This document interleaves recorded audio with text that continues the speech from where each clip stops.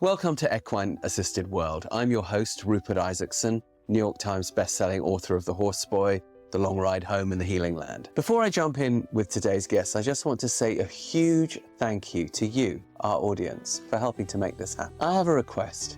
If you like what we do, please like, subscribe, tell a friend. It really helps us get this work done. As you might know from my books, I'm an autism dad. And over the last 20 years, we've developed several equine-assisted, neuroscience-backed certification programs.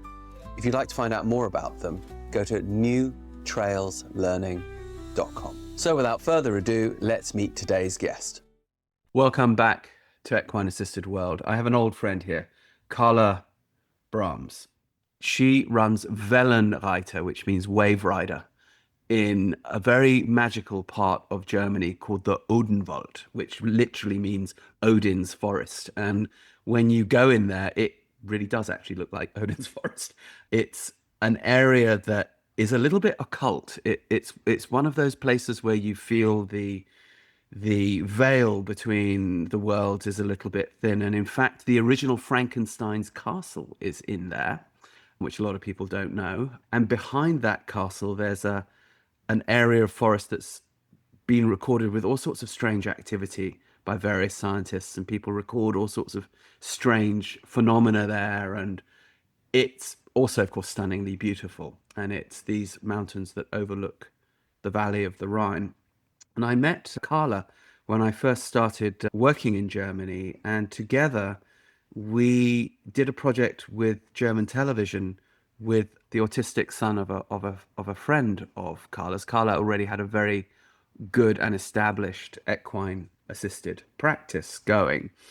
And in the course of this, we have been sort of working together on and off ever since. And she really has her own way of going, which I think a lot of us can learn from, and not just confined to the work with special needs children or so on, but very much looking at other areas, including the area of grief. So I think this is something which we can all learn from. Karla, thank you so much for coming on the show. Please tell us a bit about who you are and what your practice is and how you got there. Thanks, Rupert, for the introduction. You know, I always think meeting people is no Zufall. What is the English No word? coincidence. No Yeah. coincidence. And it was just magic to meet you in 2019, making the film about Emil and changing the life of so many people with our work. Well, I got here, I was raised here in the Odenwald, and I never thought that I would come back, but obviously life had other plans.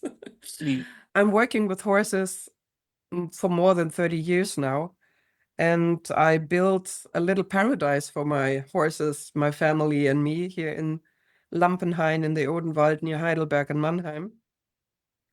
And I always are outside with the horses, with the kids. For 25 years, I was walking every day with a group of 4 kids out in the forest with the horses. And what you said, this powerful spiritual vibration in the Odenwald, I can feel it every day.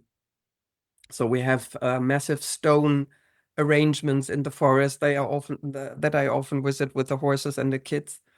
And it's just not only the healing of the horses and the healing of our presence, but also the healing of the nature that I use for my work. Yeah, it's so refreshing. I remember when I went and did my first training for the the Kuratorium für therapeutische Reiten in Germany, which is for those listeners who don't speak German, they're the government wing of therapeutic riding there. And it's great, of course, that the Germans really support it at the governmental level. You know, many of us, for example, when we're working in, say, the USA, dream of that. However, it also comes with a sort of bureaucratic cost. And I remember when we were doing that first training, it was in another rather beautiful area in the hills near Düsseldorf. It was so regimented, and it was really kind of it's very arena based, and now we're going to do this, and now the child should do that. And I remember, in Horseboy, we have obviously this ethic of follow the child. And Yeah. so if the kid wants to get down off the horse 10 seconds after they've gotten up, well, of course, that's what you do. And, because we don't want this to be stressful. And we Yeah. have Yeah. we have faith that the child will eventually, Yeah. find their way And see, with the horse. that was one moment when we met and we talked about my work and your work. It was like, yeah, that's it. Exactly.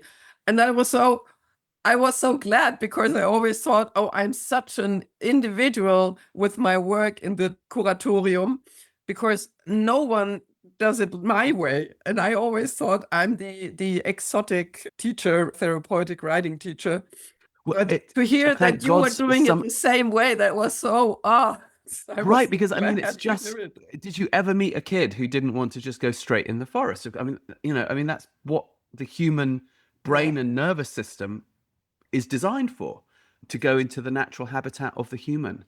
And so if one is trying to restore a nervous system, which is yeah, effectively what we're doing, surely it makes just perfect sense, even if you didn't understand the neuroscience, to go where the organism wants to be, right? yeah, If you put a big cat in a zoo with concrete and bars like they used to, what will it do? It will pace around. If you build a beautiful habitat and you put enrichment in there, okay, the animal probably would rather be in the wild, but it's a whole lot better. But we haven't really gotten there enough with educational therapy. And I remember in that training I did, this one lady, she said, "Oh, but if I have spent half an hour getting, no, she said 30 minutes getting the horse ready for this child, and this child wants to get down immediately. This is a disrespect." I'm like, "Lady, you're in okay. the wrong job. Yeah, You should be teaching adults yeah, who are motivated to learn to ride horses, how to ride horses. What are you doing working with nonverbal autistic children who can't follow instruction and don't understand what you're even talking about? Like, why are you in this job? Because it must be so frustrating for you and for them." So yeah, when I discovered you there, and of course our wonderful friends Gitti and Henrik Berkhoff, who've been on the show as well, up there in Munsterland in Germany, who understand completely the yeah. need of the child, the need of the human, the need of the horse to be in nature. And the need of Uh, humor. Say that again. The need of humor. The need of humor, absolutely. Toilet humor, constant. Because the horse is pooing and farting the entire time, right? And Yeah. what are you going to do? Ignore it? Ah, so yeah, I remember the first time we came to you and falling in love with that forest. And I just want to paint a little bit of a picture for viewers. So where Karla lives in a village that is on the side of a mountain that's forested with pastures dotted around, and the paths out from her stable, which of course is an open stable with a cover so the horses can come in and come out, and they can be in the forest, they can be in the field, they can be in the meadow. And then there are these tracks that just sort of go off into wonderful land. And then the village itself looks like something out of a Grimm's fairy tale. It's what they call fachwerk, the old black and white houses with the timber and all of this stuff. But of course, one of the things we know about fairy tales is, what do fairy tales teach us? They teach us that there is also a dark side to life, Mm. and we need to learn how to navigate that, right? And that, of course, I really do think is the nature of your work. Can you talk us through how you go about things? People are quite familiar with Horseboy, and the way you and Horseboy and Wellenreiter work are not dissimilar. They're pretty close, but you very much have your own way and your own philosophy. Can you just talk us through how you help people deal with, some would say the dark side, others would say the realities of life in Mm. this fairy tale environment? Well, after I worked for more than 25 years with the kids, my horses and me, we got older, and I was looking for a method that I can use these absolute amazing abilities from the horses to read us, to read our emotions, and to reflect them to us. I always thought horses are so much more than animals we can use to ride on. They read us, and they connect with us in a way that is hard to describe. And a colleague of mine, she was doing like systematic constellations with the horses, where she used the horses for parts of your inner, as it's called Anteile in German. I don't know the English word for it right now. So one horse represented the sadness, one horse represented the criticism, and she placed the horses, or the client placed the horses in the arena the way it was suitable, and then they get loose and they interact with one another. And I was so amazed how they reacted in a way that was not normal for them. I knew my horses, or I know my horses. I live with them for 24 hours, 7 days a week. And they reacted in a way that was really the connection of the client. And I was so amazed. I said, I want to take this ability from the horses and connect it with my work, with the kids, with the families. And then I was looking for a method that did this connection with the horses. And then I found a constellation work. It's called NIG, Neuro Imaginative is creating. And this method uses spontaneously drawn pictures that you draw with your non-dominant hand. So to connect the other part of the brain. So that I would draw with my use. left hand. You would give me a pencil. If I would work with you, I would say we take 2 pieces of paper, for example, and I often use these crayons, these Jackson crayons, because they have a powerful color and you can easily draw with them. And the thing is, if you draw with your non-dominant hand, nobody can draw nicely. And it takes this pressure to make a nice picture of what you think. And then you get the order. First, we clear what is the problem, what is the thing you work with. It's called Auftragsklärung. And even that clears a lot of things for the client to see what is happening with me. Why am I here? Why am I talking with you? What is the thing that's confusing me? And then they get the order to draw maybe a picture of the problem, really spontaneously.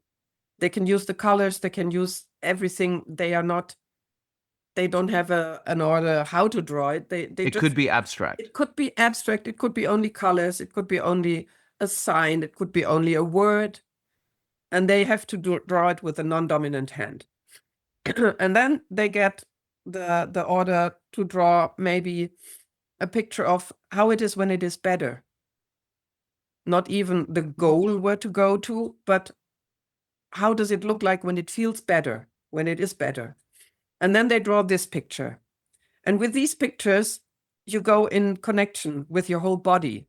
So you lay them on the ground and you stand on these pictures with your whole body. And then I ask questions. How do you stand? How is your body feeling? Do you feel a part of the body really? Is there a stiffness or a pain? Is it getting cold? How are your feet standing? How is your breath? How is it going? How deep is it going? Is it rather thin or deep? And then the people are getting connected with their body. I ask, where do you look at? Do you look inside? Do you look to a certain point? And are there feelings that coming up when you stand on this picture?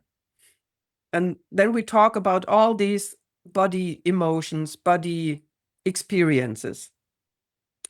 And when they step off the picture, they often have to shake a little bit. And then I invite them to go to the next picture and stand on that picture. And how does it feel here? How does it feel standing on the picture when it is better? And the thing is, the solution of our problems always lies within us. And we are always so much head our head is so important, our thinking is so important that we often forget to listen to our body, and our body always knows the answer. And with these questions, I try to get the people into feeling what their body is feeling, what their body tells them. And it always is the thing that they feel a difference between the two pictures. And then comes the most important part, my favorite part, because we introduce a so-called meta position. Meta is, when I work with children, I always tell them, if you have a superhero that knows you, that can help you, that can talk about you in a good way, who could that be? And when I work with grown-ups, I ask them, they should think about a person that is not really living, but like the wise man in the forest, or the old woman in the sea, something like that. The mental figure. Yeah. Right. And then we choose a position. We take a white piece of paper, and this is the meta position, and we place it far away from the other pictures. And then the clients step on that meta position. And when they are on the meta position, we talk in the third person about the client. So, for example, one kid choose the smart fox for his meta position. And when he stood on the meta position, I said, well, hello, smart fox. Did you see, he was, let's call him Tom. Tom was painting the pictures and he was stepping on them and had these body sensations. What did you see? Did you see that Tom had a special feeling, or did you see similarities? Did you see Unterschiede? What is Unterschiede? Differences. Differences, right?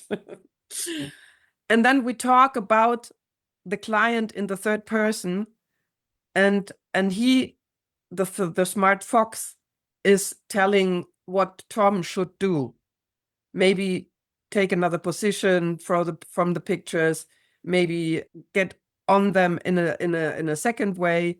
And so we start a process with the dialogue between the meta position and the connected positions, the pictures on the floor. And by stepping on these pictures for a second time, it always feels different. And now I use the horses as a company in this process. So they are just with us in the arena. And I'm always sure they know exactly what is happening, because the way they interact with a client with a meta position, that's so amazing. I tell you one story. I had a friend when I was trying to get used to this method and try to figure out how can I use the horses. I asked friends and I asked mothers of my riding kids if they want to help me figure out how that works, how I can interact with the horses and so on. And it was with a friend. She was standing on her problem, and the horse was standing next to her and yawning and yawning and yawning all the time. And I asked her, do you have an idea why a horse is yawning all the time? And she said, no. And when I asked her the body sensations, it was all quite normal, not very, very extraordinary. And when this horse was yawning all that time, I asked her, I have an idea. Do you want to hear it? And she said, yes. And I said, could it be that it connects with exhaustion? Are you exhausted? And then she started crying, because the horse showed her how exhausted she was in this problem. It was a problem in her job. And that was so amazing. And things like that happen all the time, that the horses interact or show a more deeper way of looking at these pictures, of looking at the process. And sometimes they even take the solution. So one time a client was like standing on the meta position, and the horse moved one of the pictures away. And he said, now it makes sense. That was the distance that was missing. things like that. Or one client stood on the pictures and she said, "Oh, I feel I can go right away. I can start right away." And the horse was standing in front of her like this, really, really, really close. And I said, "Oh, what does that has to mean? Do you have an idea?" And she was laughing and said, "Oh, maybe I shouldn't get the goal out of my vision." And then the horse stepped two steps backward and made the path free so that she could go.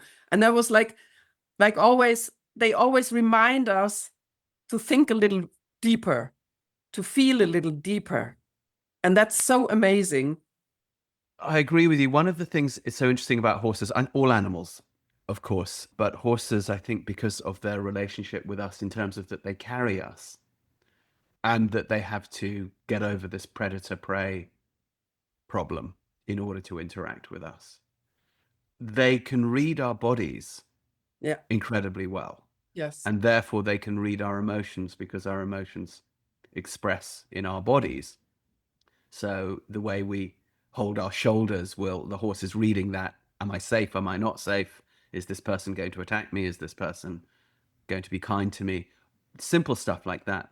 But when you talk about makes us feel or think deeper, what's so interesting about that is in our culture, that is usually taken to mean, or traditionally taken to mean, an intellectual process. And of course, within psychotherapy and, Freud and so forth, not so much Jung, but certainly Freud, the idea that it's intellectual. It might go back to something visceral and emotional, but we've got to make an intellectual journey. And I have never been persuaded by that. And I was listening to a neuroscientist the other day, I will try to remember the name, who pointed out that the first piece of any organism that is a mammal, I guess, that develops in the mother, the first thing that develops is not the brain. The first thing that develops is the gut. And the heart. And well, the gut first, Yeah. Okay. then the heart. The brain comes quite a bit later, all composed of the same types of cells, all composed of neurons. Yeah. So, but when people say, well, it's in your gut, think it deep into your gut, but that's not some metaphor. That is the absolute source of everything that we biologically are. The brain is an offshoot of that later. So when you talk about thinking deeper or exploring deeper or feeling deeper, going into the body, it makes so much sense now that we understand this in neuroscience terms. I think that perhaps makes it safer for more traditionally minded people to accept, because they feel that, if a man or a woman with a professor in front of her name, says this must be true, then okay, we can trust this. But if Rupert or Karla say it, then it's probably bullshit because we're just silly old hippies. But everybody knows this deep down. Everybody knows this. Everybody. I always try to imagine in the humanistic way of looking at humans, they have this inner, the kern, the Seed. the inner seed that is good in human.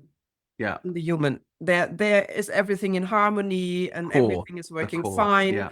And all that distraction, all that misbehavior or illness that is on the outside is only to protect that good seed in the middle.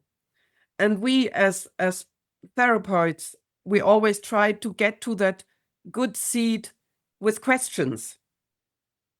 And the horses, they go directly into it because they feel it. They feel that inner good seed of the human body, of the human person. And that is their quality, that they take us for what we are. We can't play in front of a horse. They feel what we feel. Yes, I agree. I'm just thinking, I just You know came what I in mean? from feeding the horses before we sat down to have this podcast, and and this is the spring, well, the late winter of 2026, February, and we are experiencing quite biblical flooding and rain, and it's coming down in sheets, and it has been forever. So I'm looking after my horses who are living wild on the mountain, Mhm. and Wow. watching how they take care of themselves and each other, using the forest, using the trees. And today they didn't come to be fed. So I Okay. had to go looking for them for the first time. I had to go looking for them. Normally they'd be at the gate because it's a very, very big area, but they can come to a gate where, and Mhm. be like, hey, where's my food? The normal type of horse thing. But not today. And I was, okay, the temperature got warmer. Yeah, there's been a little bit of an outgrowth of more spring grass overnight. I could see it. They're feeling okay. Yeah. I now have to walk the food over to them across the mountain. And this feeling of being in service to them and saying, yeah, it's my pleasure. It's my pleasure to walk this food to you in the same way that it would be my Wow. pleasure to cook you dinner, Karla, if you Yeah. came, Yeah. to Yeah. stay with me. And getting the sense of you guys have looked after me so much, and you've looked after everyone I love so much. And Mhm. yes, absolutely, I will happily, happily walk through the rain and the mud to give you this food. And then there are things which they make you see when you do this. So we're relatively new here. We've been clearing a lot of hazards off the area. There's stuff from 30 years ago lying around. You can't find everything. So sometimes you're finding the dangerous things that people have left on the land, a little bit late. And so because I had to walk this particular way, I found two very large bundles of barbed wire that had clearly been lying there for probably 20 years. Wow. And if the horses hadn't wanted me to go walk that particular way, I You would wouldn't have not have found them. found it. Yeah. Yeah. And then I'm looking at them going, did you want me to walk this way so that I could, you know, Yeah. I think You know what I think? I go think ahead, they're not only carrying our bodies, but they're carrying our souls. go ahead. Carrying Yeah, our souls too. And that is even the bigger quality of being together with horses, because they connect with us in a way we can't even describe. I read about a study that the magnetic heart field from a horse is 1.5 times bigger than that from a human body. And absolutely. if you step into their presence, you can just heal alone from that big, big heart from the horse. That's right. I mean, if one brings it down to science, that I guess it's the Heart Math Institute in Yeah. California who put a lot of this research out. And it seems that, but no, this was actually university. This is German. This was Kassel University, Okay. way back in 1990.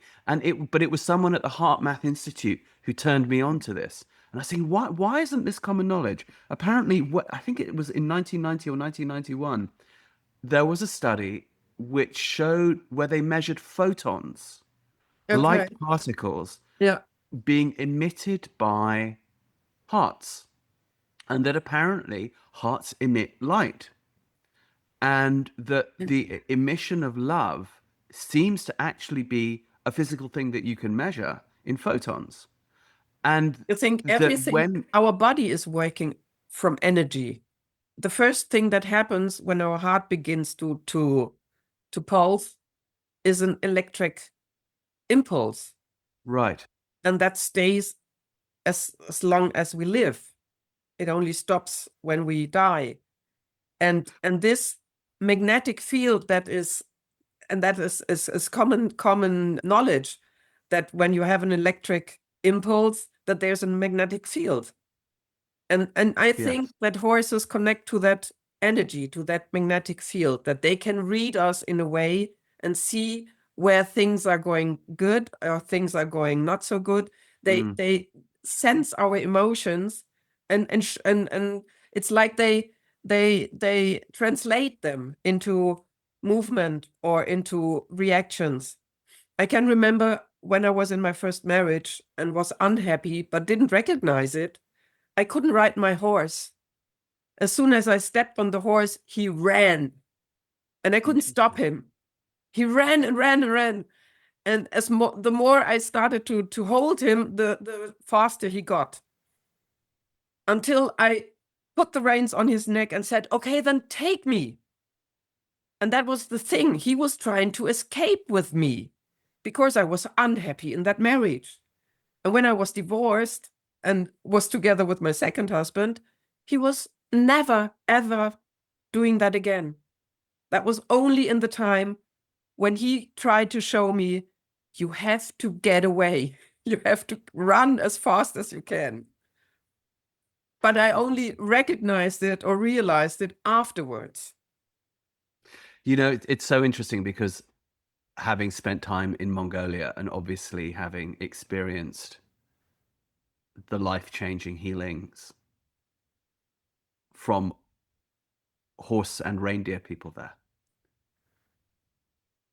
the shamanic practices around our relationship with horses go back, of course, to the beginning of our relationship with horses.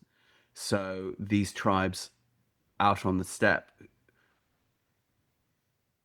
with their concept of the wind horse, which is a horse energy, which reflects our luck, our mojo, our well-being. Your wind horse can be off. Your wind horse can need restoration. Equally, you can ride your wind horse to a better place. And this concept for the people who are in no way new agey or woo-woo, they are survival oriented people who live in one of the most harsh and extreme climates in the world. They haven't got time to waste with ideas just because they're whimsical or sound nice. It works or it doesn't work. You know, it's life or death out there on the steppe, especially in winter. And this, of course, goes back to at least probably the Sintashta, Botai, and Yamnaya peoples living there 4,000 years ago, 6,000 years ago, you know, domesticating the horse and bringing probably their hunting shamanic practices into their herding. And we think of this as something new. We think of this as something revolutionary because, of course, we're so broken from it. Because one of the, but of course, it's older than Christianity. It's older than science. And we horse people have a direct line to this. And the horse, of course, is the same today as they were back then. And so are we. We think we're different, but we're not. We are the same organism. We've got cell phones, but we're the same organism. But of course, there you sit in the Odenwald, named for Odin. But we all know what happened in Europe, and particularly in Germany, in the centuries preceding the Enlightenment. Every single shamanic human would have been put to death. And Germany was the worst.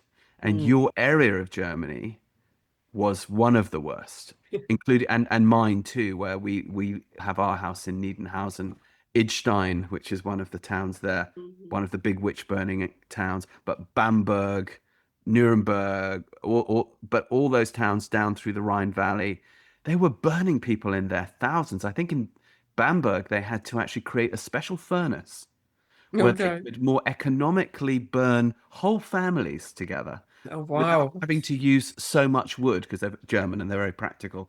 And now they're cutting down too many trees to kill all these witches. You know, absolutely bananas. And this is, of course, happening in the 17th century, right when science and enlightenment is beginning to come into focus. So, of course, what did we do? We modern humans, we just took the same fanaticism that we were using with religion, and we turned it to science. And now we're fanatics about materialist science and saying, well, you Mm.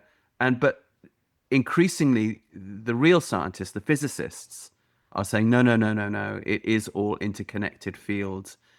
It is all, you're called Wellenreiter, it is all one big ocean of which we are all waves. And sometimes the energy of those fields can coalesce into something that is material, Mm. but then, and dense matter, you, me, whatever, a horse. But then it, of course, like a wave, You know, goes the back. thing is, our brain always tries to find explanations for things that can't be explained. And At if least you not can't not explain empirically, anything, yes. you have to find someone who is guilty. So, so that's my explanation why they burned all these wise women in the Mid-East century, because they were still connected to the nature, to Absolutely. the spirit of other creatures in a way that can't be explained. Well, and took power away from the church. You know, that That the church would also, say, yeah, also, you but you cannot know, have another field that your that own relationship with the divine. It must come through the church, and you must pay us money for this. Yes. and the thing is that with this work with the NIG, I try to connect the feeling with a thinking. So the standing on the pictures that you draw, you get into the feeling, and standing on the meta position, you can come into the thinking, into the cognitively reflecting over what you have felt on the pictures. And that's what amazes me always in this work, in the process, because the animals help us reflect what happened to our feelings.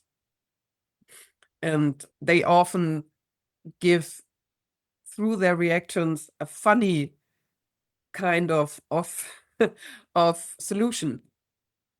I know one time the client stood on the meta position, and I asked what would be the next step for the client to get further. And the horse stood there and just pooped. And Meta said then, oh, she should shit on it. and you know, that thing is so it comes from deep inside, and it's a Oh, it solution does, literally. that's not hard. It's only feeling, and you feel directly, that's it. Yeah. Because the energy is in the right place, and the explaining is exactly what you feel. It just occurred to me as you were describing that process that you're basically behaving like a horse shaman of the steppe, who there's a dilemma. You know, we're a horse culture. We're going to use a shamanic practice to look at metaphor and tie in with these fields of energy. One could call that the divine and love. And then the horses, because we're a horse culture, are going to help us with this. And I had this lovely sense of a full circle there.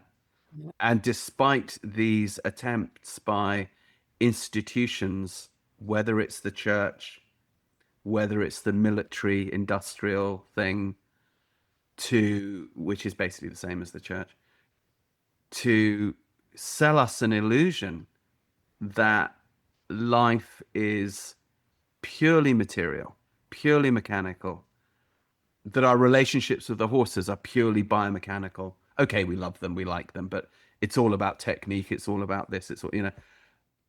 And of course, we know it never is about these things.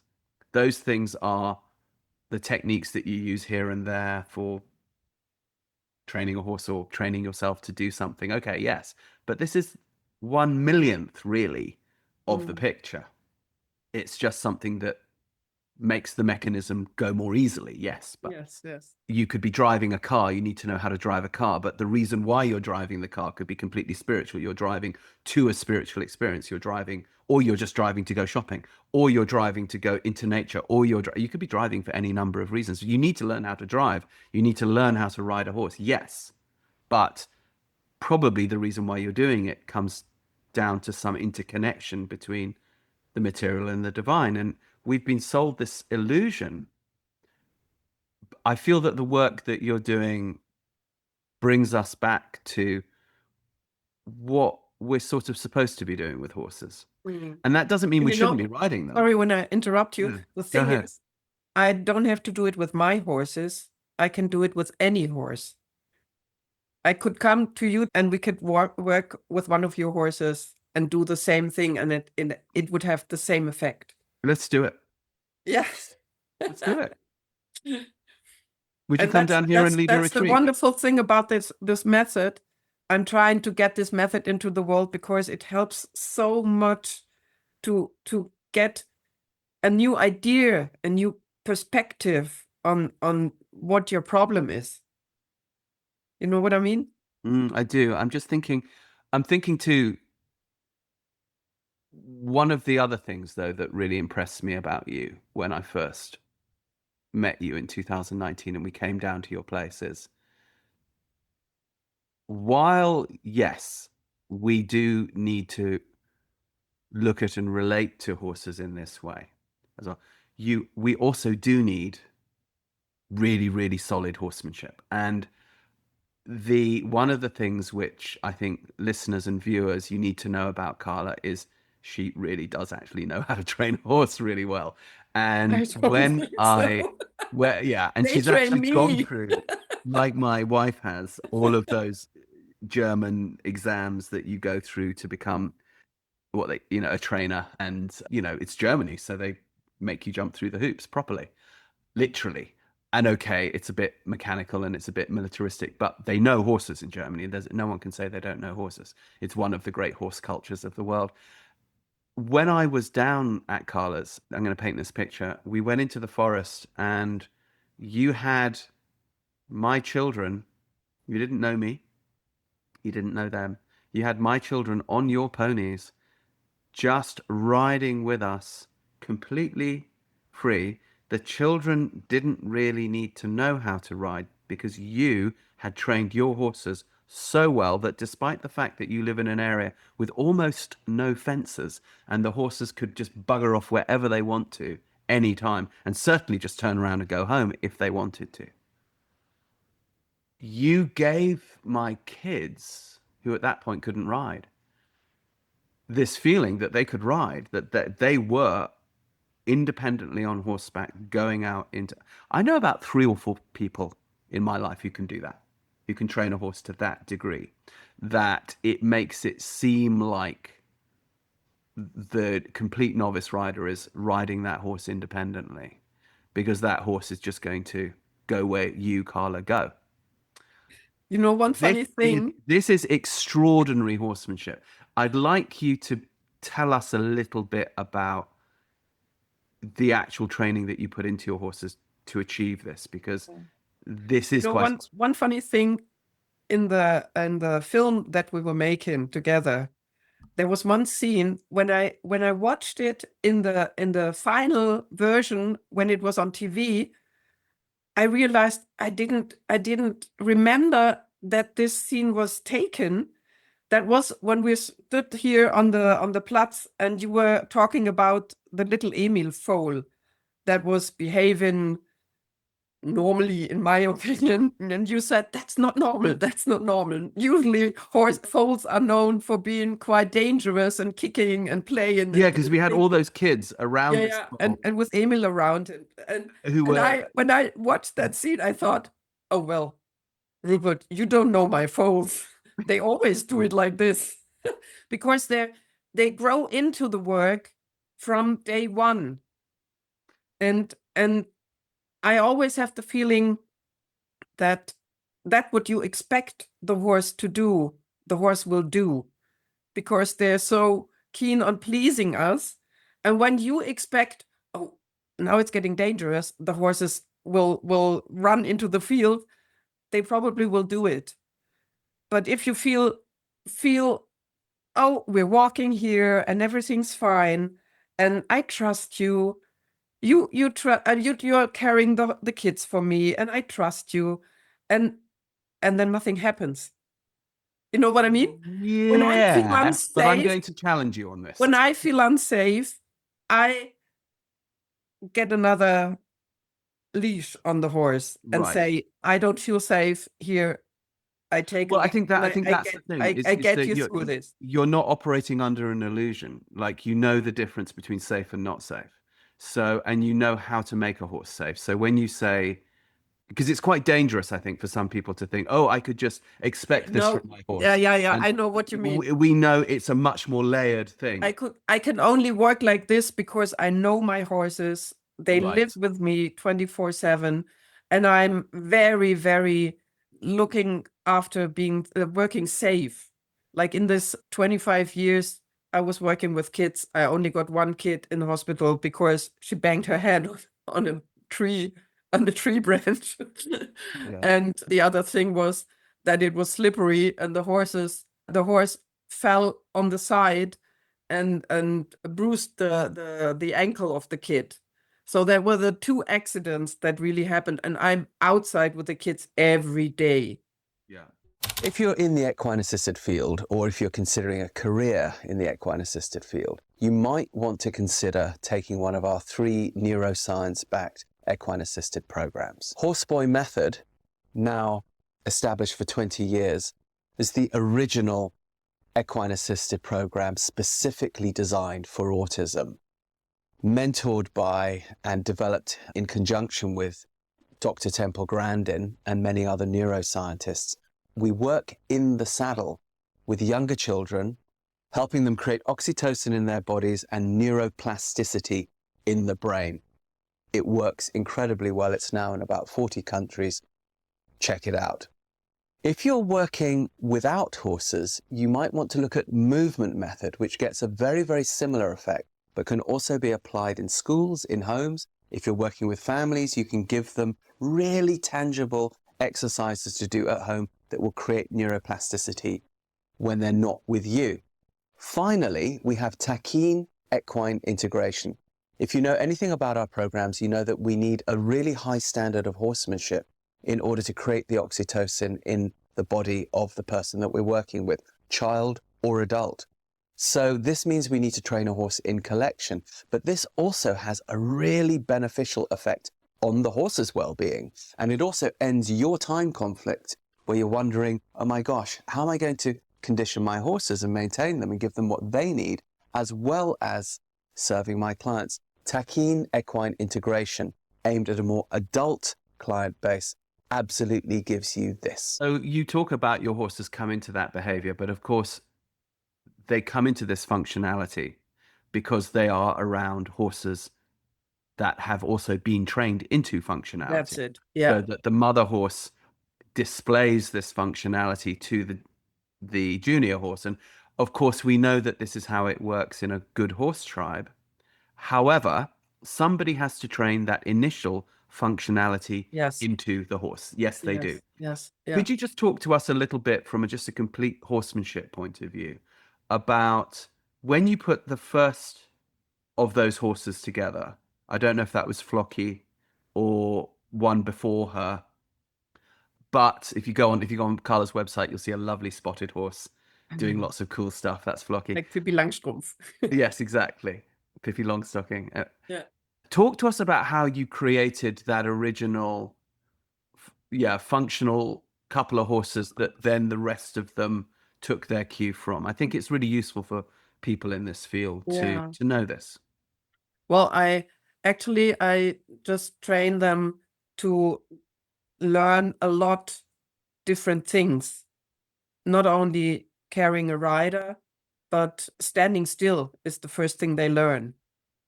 Standing still, and they know that when they communicate with us, that they are respected. I always say to the children, don't pet a horse when it doesn't want to be petted. and the head is private sphere. And I always tell the kids, what you are happy, or the things that feel safe for you and that you feel good for you, you can be sure that the horses do that the same thing. So if you don't want to be touched in your face, don't touch the horse in the face. And always try to ask the horse what you want from it. And the horse will always respond to it. And if it doesn't respond in the right way, maybe you asked the wrong question.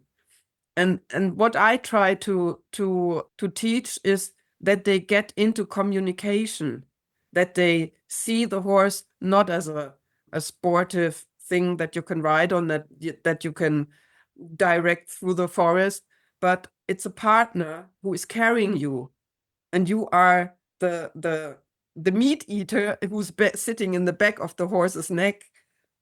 And so I try to teach them teamwork. I try to teach them interaction on a certain level where the horse is on the same spot, of Augenhöhe, we call it in German. And when I train my horses, I always look that they feel safe, that they can trust me, and that things that they see, that the things that I do won't harm them. So I always ask them to give me the hoof. I always ask them, can I put on the halter? And they are allowed to say no. Mm. And then I ask again, but in a friendly way. And that is the thing that the horses learn. Hey, when Karla is coming, it's fun. We do things that are nice. And in all those years, I didn't have the problem that the horses didn't want to come with us.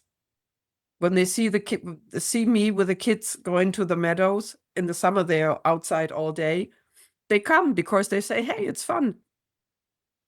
We go outside, we go on a nice ride, we get brushed in a way that's feeling comfortable for us.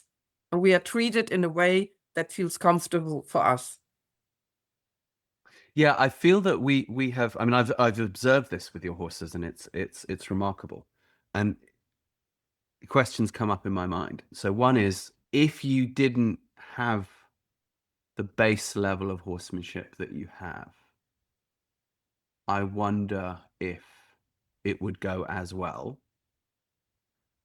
But the second thing is, part of that horsemanship isn't just the classical training that I know that you know how to do, but it's also, you meet your horse's needs, right? So your horses, do you think, I guess, let me pose this as a question. Do you think that if your horses were living, for example, in stables, you could have the same level of cooperation from them No. that you have out there in the forest with them? No, it's my responsibility to look after them, that they can live in a kind of way that suits them, that is for their needs. I always have their needs more in eye than my own. So the hoofs from my horses are always nicer than my fingernails, for example. And that's every horseman. Yeah. And the thing is, I learned from my horses, and my work changed because of the needs of my horses. Like last summer, no, 2 summers ago, in 2024, when my husband was so ill, I had to give away 3 of my horses. And I knew with that change, I couldn't do the groups anymore. So now my work is changing again with the horses I have. My Flocker, my horse that is absolutely reliable on everything. She's doing everything for the persons that are around with her. She's now 25 years old, and I can't put grown-ups on her back anymore. And the other 2 horses I have, they are darlings, but I couldn't work with kids with them. And so mature. my work is changing again. Yeah, I hear you. This is so sane. And I think that, so for example, in Horseboy, when we're back riding, meaning when we ride with a child, the horse must be over 10 years old, Yeah. because we know that they're just not mature enough in the Yeah. brain and the emotional, to be safe. But we also need to know that they have enough muscle, that Yeah. their back is strong, that that they have the body with enough well-being to give well-being. Yeah. Yeah. And if they don't have this, we can't do it. And so, as you say, as horses change, get older, we have to find a different role for that horse. Or if a horse is too young for that role, we Yeah. need a different role for that horse. And Yeah. so we have to be flexible like this. And you keep your horses in this very ideal, naturalistic way. I'm lucky I can do the same thing. But when we first moved to Germany from Texas, where we had our own ranch, we didn't have that option because we were new. So we needed to keep the horses at a boarding stable, which is where we met. You met first, where the horses were living in stables. And this was the first time I had ever kept my horses this way. And I remember thinking, this is going to be an interesting challenge, because this will allow me to help people who have to keep their horses in this situation, because you can't say to somebody who's living on the edges of a city, for example, Yeah. you must keep your horses like Karla, because That's it's not just probably possible. not possible. Yeah. But you also can't say you should not keep horses. That's the thing. So how do we make it as ideal as possible given the limitations? So of course I had to answer this, and I had to observe my horses and say, will they be as safe and will they be as reliable as they were in Texas? Because now they are not having as much access to nature. And I very quickly came to the conclusion that no, I could not expect the same from them. So then I thought, well, okay, then how do I do this, particularly in winter, where in Germany, the farmers don't want the horses on the fields because they don't want the fields muddy. This was interesting for me, coming from England, where we just accept mud. Mud is just the culture. Oh, a nice bit of mud for you. Oh, thank you very much. A nice bit of mud. Would you like some mud? Would you like some mud with your mud? So it's like, what? You don't want muddy fields? Okay, fine. So the we horses, have a certain saying. It's the so-called Offenmatschhaltung. It's not the Yes. but the Offenmatschhaltung. keeping your horse in the open mud, yeah, Right. which of course horses seem fine with. But so, because that was the culture of the barn. So that's where we really came up with the concept of crazy time. Yeah. And luckily we had a barn owner who would allow us to use the big indoor arena to free jump the horses, because our horses are very energetic, and the horses loved this. And we could do it in herds, we could do it in teams. Summertime was no problem. Summertime the horses could go out, but winter it was a real. And we found that when we answered the horses' needs with this crazy time, then they went absolutely back to being as reliable Yes. as they had That's the been, thing. Yeah. because they had endorphins in their systems. I also have a small indoor arena which I use for free work, for free Freiarbeit, we call it. And the horses, they show me always what they want to do. So I have like Poles, poles, and I have a podest, and I have a a whipper, pedestal, a Yeah. seesaw, and flipper, and they always show me what they want to do. And absolutely. it's so amazing to see how they try to find out what can we do with these things, or how they play with me. Exactly. They Look at actually me, want I to can play I with can you. jump on it with my front hooves and things like that. That's so amazing. So if you give them crazy time, like you say, and they feel that their needs are respected, they are reliable. Absolutely. It's one of the things which, because you also know that we teach a lot of dressage. Yeah. And so, of course, when I'm wearing my dressage hat, one of the things I'm often talking about is allowing your horse to say no. Yeah. How is this compatible with dressage? And people have asked me this. I said, well, because it's pointless if your horse does not want to do it. Yeah. If your horse doesn't want to do anything, jumping, going in the forest, dressage, Yeah. why? Okay, well, maybe we need to go get the doctor in town 100 years ago. The horse has to say yes. Your wife is sick. You must get on your horse. You must ride to town. You must make sure that the horse is absolutely with you or your wife will die. Yes, sure. Yeah. And then the doctor must come with his horse. His horse has to say, yes, absolutely. So how do you get a horse that says yes like that? By allowing them to say no sometimes. That just like you, so this is of course easier when one has a herd. But if I say, oh, Karla's coming and we want to do this thing with Karla, so I think it's this horse. So I go out to the field to get this horse and I arrive with the halter or the bridle and the horse says pretty clearly to me, no. No. Usually another horse will walk straight up to me and go, actually, it's me today. And I'll Yes. go, oh, okay. Yeah. This See, can and be that is one difficult. thing that I also use with my work. The clients, the first thing we do is go into the stable or into the meadow and see which horse connects with you. Yes, Which horse do you feel is a good company? And often that horse is coming. exactly. And it can change from day to day, Yes. just like with people.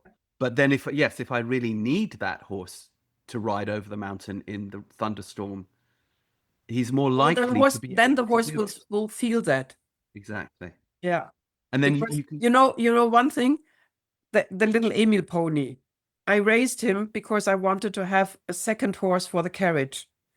My desperate wish was to go with two ponies with spots on their bottom in front of the carriage. and he exactly fulfilled that wish. yeah, It was so easy to train him to go in front of the carriage with his mother. yeah. And that was for 2 years the hobby that my husband and I were happy with. And I know one of my mentors, one of my teachers, way back when I started with the therapeutic riding, he said, if you buy a horse for a special reason, it will fulfill exactly that reason, but no other. And the thing is that really that hit me. And with this experience now from almost 30 years, I can say he was right. It's very interesting. I remember you telling me another story about the fulfillment of dreams because you, like me, did not come from a horsey background. I think you should tell us you were a girl who wanted horses very badly. Your father, who was a riverboat captain, did not care for horses. Yeah. Tell us what he said to you. You can have a horse when? Yeah. Do you remember? We were always sitting in the boat, and the river always goes one direction, right? It always flows river down. And he said, you can have a horse when the waves are going river up. And sometimes when the wind was coming from down the valley, the waves looked like they were going river up. And I said, oh, Daddy, look, now I get a pony. And he said, ah, ha, ha, ha, ha. That was only just a joke. And I was so upset. And I realized, and I said, I will never, ever promise my children anything that I can't fulfill. Yep. Yep. And I was 30. I had to get 30 to get my own first horse, not because of my father, but because of me. But the funny thing is, before my dad died, he always brought me a big sack of carrots. And that was his way of showing it's okay what you're doing. I respect what you're doing.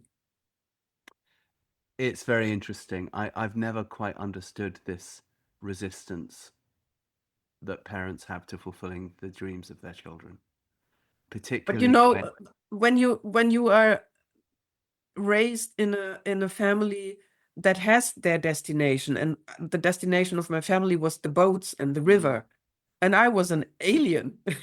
Yeah. I was infected with a horse virus and nobody could understand it, but I was so sure that I want to have horses one time.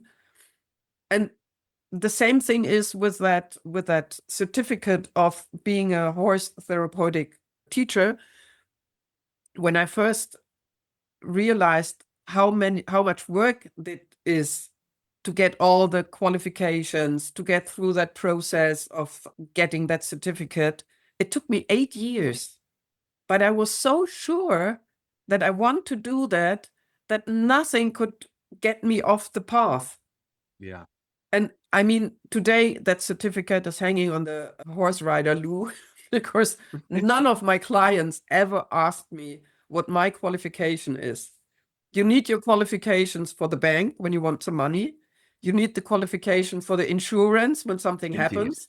Yeah. And you need the qualification for when you want to go to a Fortbildung, to a Professional to a development. development practice, and that's right.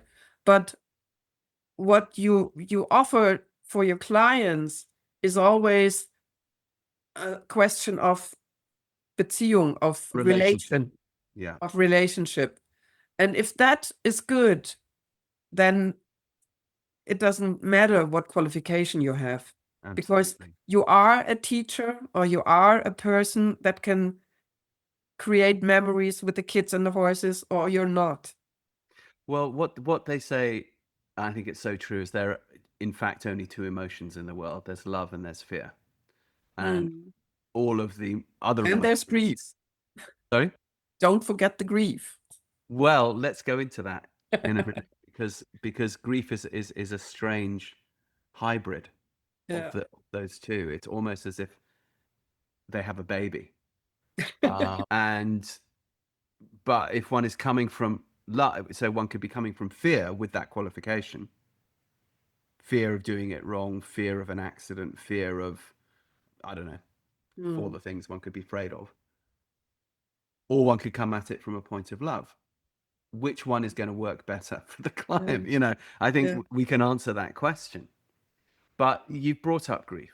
Okay, so I just want to do a small trigger alert for those listeners. We're going to go into a slightly different realm here. So if you are someone who is in a particularly raw stage around grief right now, you might or you might not want to listen on to the next part of this conversation.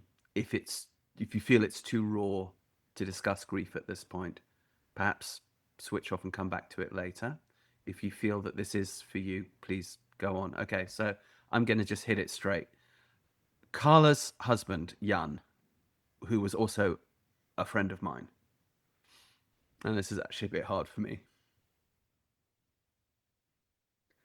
Okay, so here's the story. I grew up not just with horses, but also in a part of North London, which in the late 80s was a hotbed of music. And there were two main forms of music that came out of my neighborhood. One was reggae and ska. It was a re-finding of ska with sort of white boy bands taking the old Jamaican music, bands like Madness, bands like The Specials, Bad manners.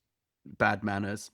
They came out of my area of London. And then also what was called the new wave of British heavy metal. So bands like Iron Maiden, those bands, they were in my neighborhood as well. So and it was really a similar energy. One went more rock, one went more ska, but it was a sort of real outpouring of, it came out of punk, and it was sort of the next stage on from punk.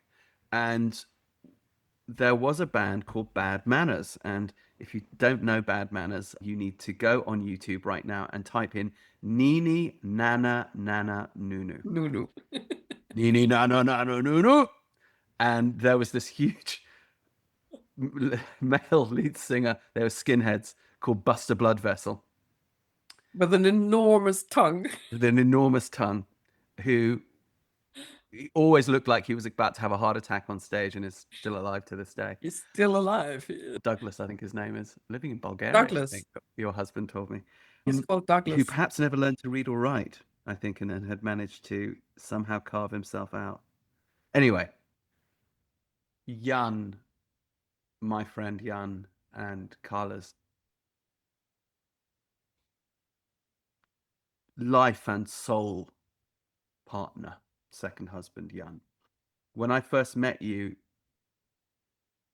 and I was chatting to Jan, and he said, "Oh, I used to live in that part of London, and that you come from." And I said, "Why are you talking with that accent in English?" It's like, "Well, I lived there for a long time." And I was like, "Oh, I see. You really actually do talk English with that accent. You really did like learn your English there. And it turns out he had played for Bad Manners in their horn section. He was their trombonist.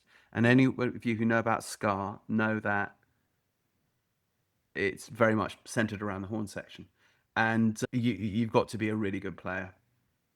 And he'd gone, this boy from Heidelberg University, taken his chances in London, this German boy, and had made it. But at the end of it, he'd come back to the Odenwald and had connected with Karla. And one of the most amazing things, and this still goes on to this day, is Karla and Jan run a ska reggae one-day festival at Wellenreiter. It's the most amazing and magical evening that you can possibly spend. It was Jan's band would play, and you dance all night, and you fall asleep on cushions in the forest or in hammocks, wake up and have breakfast, and it's amazing. Anyway, not so long ago, Jan contracted cancer, and he fought it off. Big bloke, Jan, big Jan. One of those guys, big solid guy that you always think of as big like a building. He's going to be there.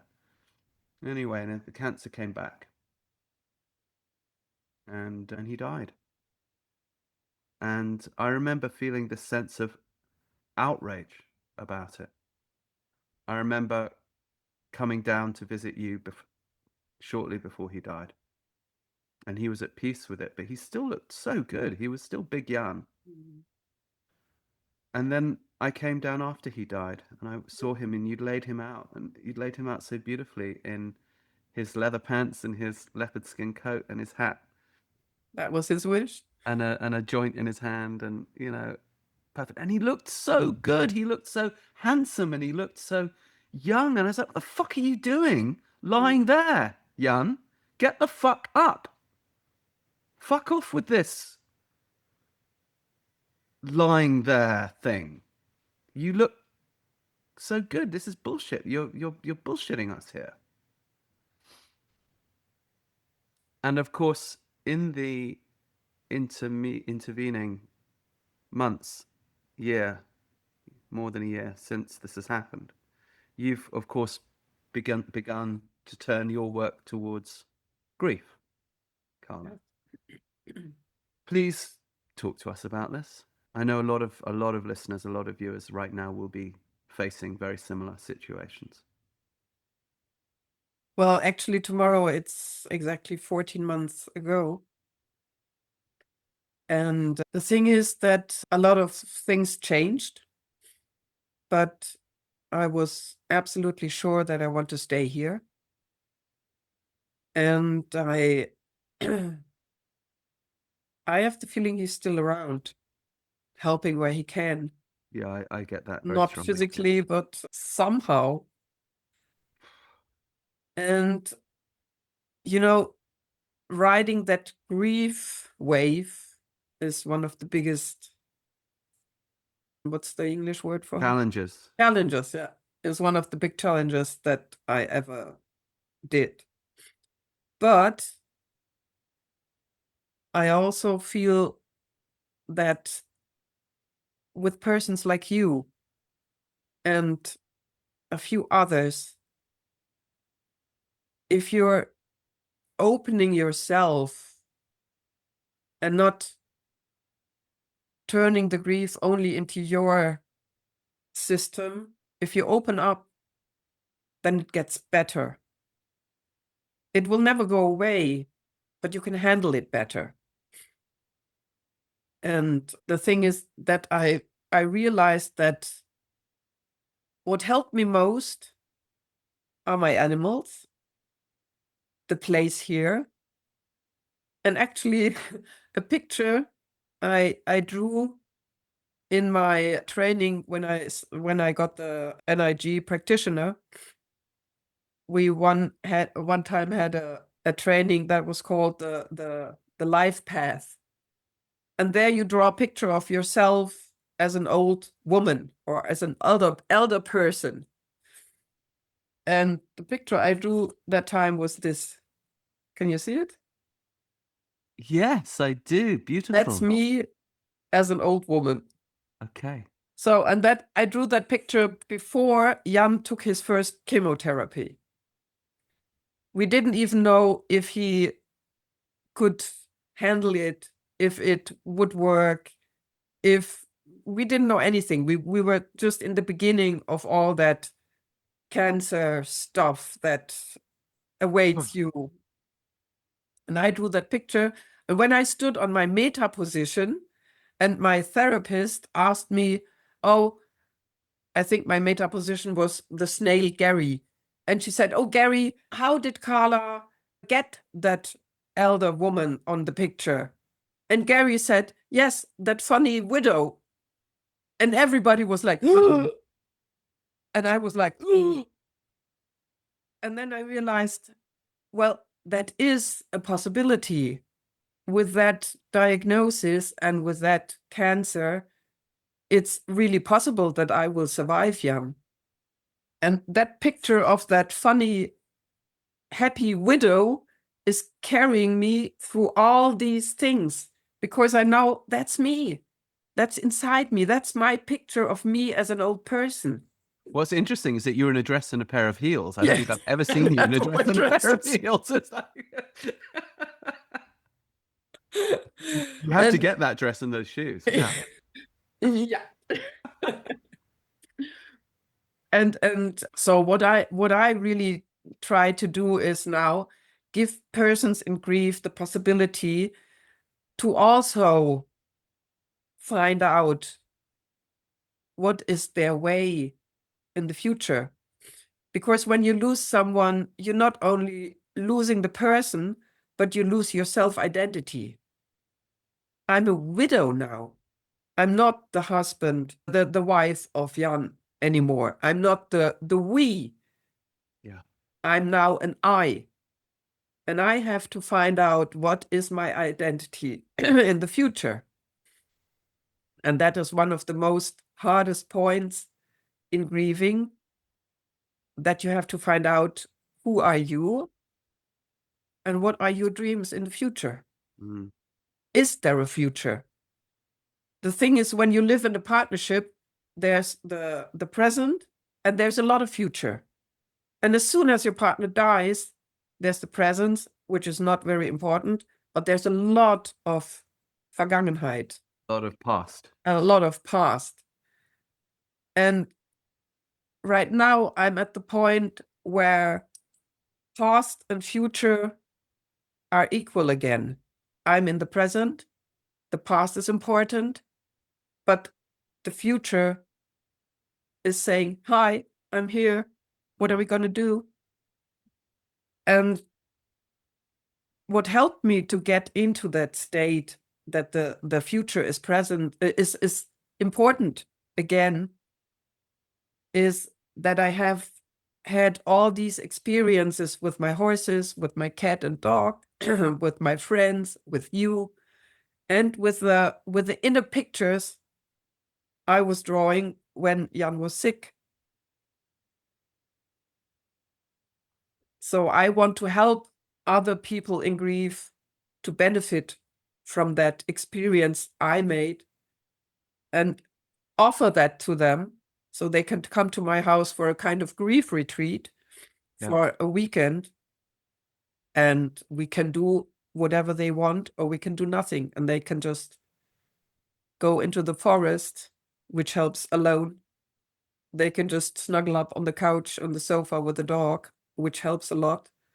They can lie in bed with the cat on top, which helps a lot. And my animals are always finding the right way to help people. Not only my horses, but also my cat and my dog. Yeah. And I realized that being together with people who are also in grief helps because they speak the same language. Mm. And having like meals together, cooking meals together, is also a part of self-caring. And that is what people in grief have to learn, to be good to themselves, to help their inner identity to heal. And that's what I want to do. You know, we talked about this before we switched the record button on. Death and grief in our culture is taboo. Yeah. It's not allowed. So we don't see the dead. You know, I'd really appreciated that you had Jan lay out and grim joke, but it was handy that it was January because he lay there for some days so that many of us who wanted to say goodbye could drive down and say goodbye. If it had been high summer, we wouldn't have been able to do it so long, right? And there are cool packs that you can put under the blanket. And one has to think about these things. But you provided a ritual and you provided a ceremony that allowed us to remember that death and life are the same thing. Yeah. And that the fields of consciousness are not dependent upon the material density of the fields producing matter. But at the same time, because the density of the fields producing matter is part of the beauty of reality and creation, we of course form emotional attachments to living beings who are these dense moments of the wave before it becomes part of the ocean again. And we need to ride those waves. And I really appreciate, you're one of the only people I know outside of perhaps Ireland where they still lay out the dead, who did that.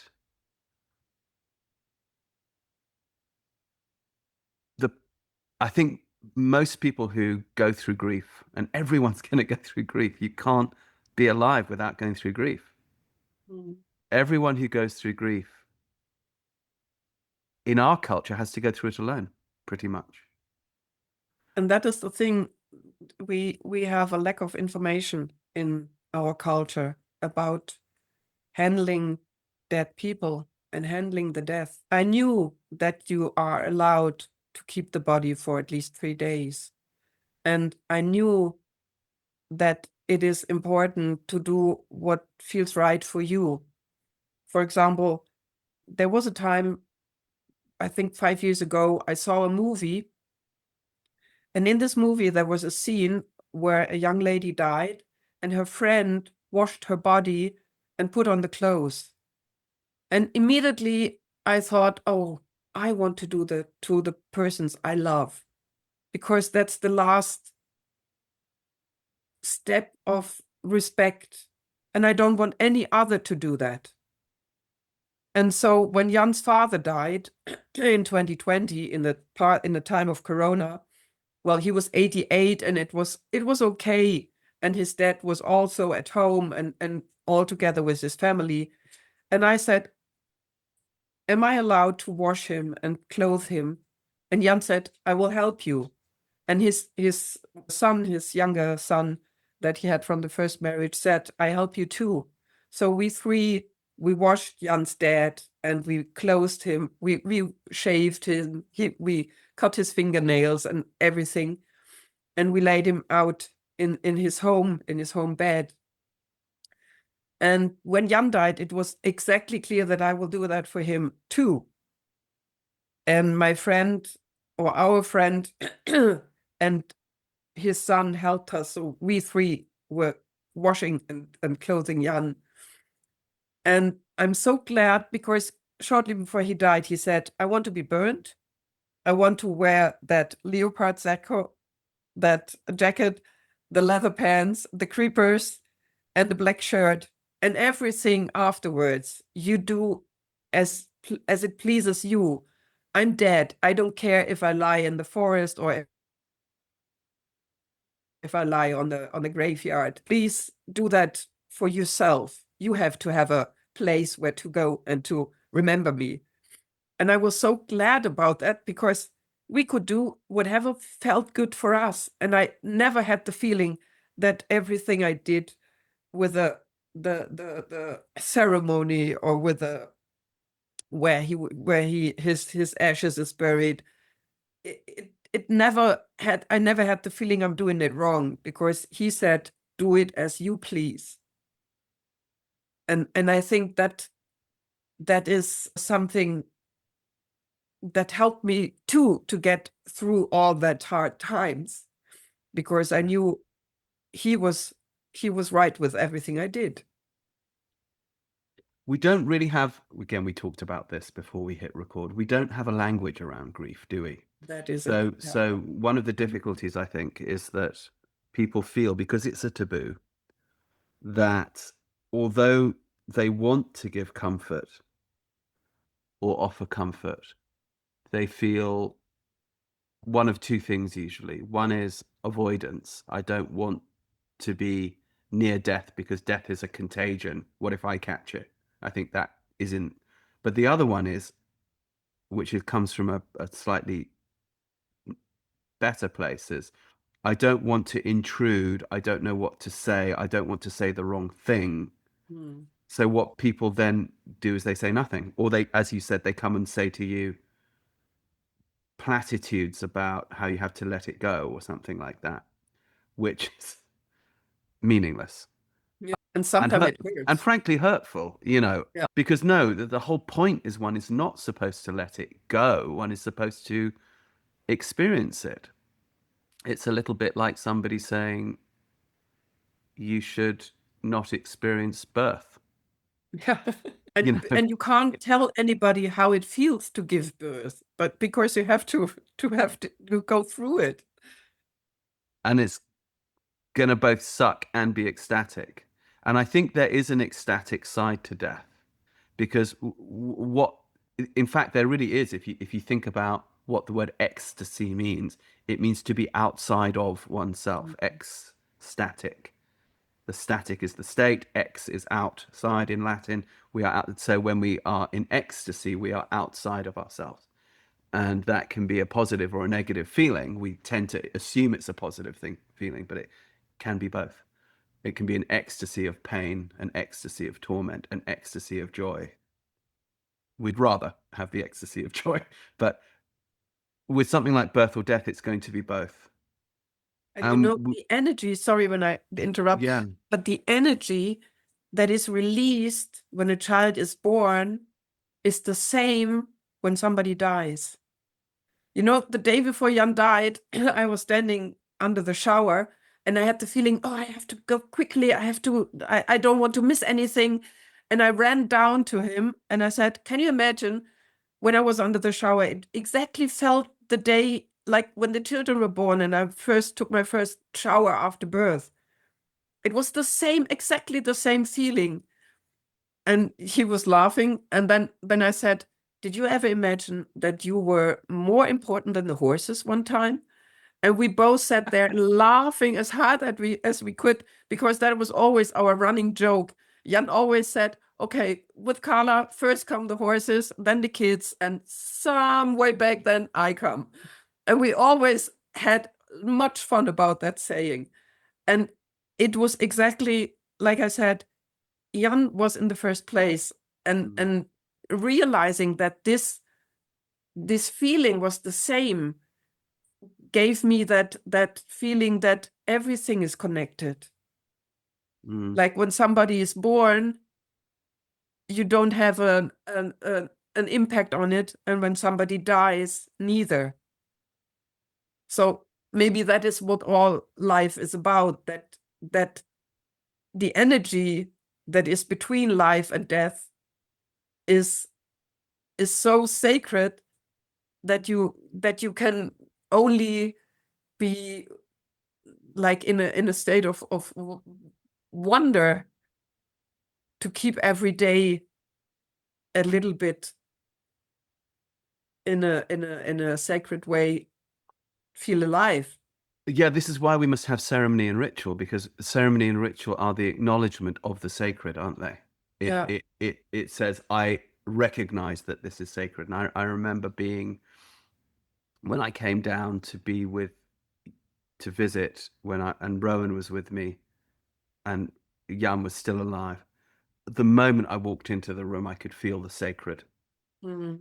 And then when I came back and he was gone, but he was laid out, the same feeling, the same thing. But our culture denies us this. And it's so interesting. Back to earlier in this conversation, we were talking about putting to death all the wise women, 400 years ago. So now when we discover something like your, Neuro Imaginative Gestalt, and it's effectively a shamanic process with science behind it, but shamanism also has science behind it. There are things going on that we now consider in our culture, this is something new, when actually the original horse people were always doing this, because this is, part of what it means to be a human being. Now, when I entered that space, that sacred space with Jan, both on the way to death and after death, I realized this felt totally new to me. So yeah, I felt that this was something unfamiliar to me and new to me in my 50s, which shouldn't be. Should have been very much a part of life. And just as we're cut off from nature in so many ways, cutting ourselves off from life, from death, from birth, most people, not everyone attends the birth of their children. I was lucky I did get to do that. So you now are turning your work to this very problem. I try to. Yeah. Tell us about, I mean, you've mentioned it in brief, and I know you're going to be offering retreats.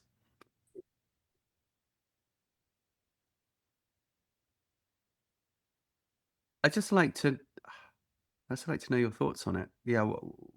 What do you see? How do you see it developing, what you're doing? And are you reaching out to others who are beginning to offer the same type of work? Are there others out there in the equine assisted world also looking at grief? Are you in contact with them?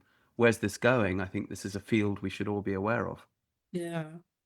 That is a thing that I start now, to get connected with other people who are working with horses and offer grief therapy or grief accompanying with horses. And it's like, I met a community in the internet.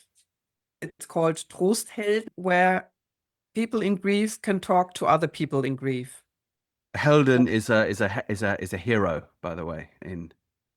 What? In English, just that Trosthelden would be grief heroes. Would Yes. that? Yeah.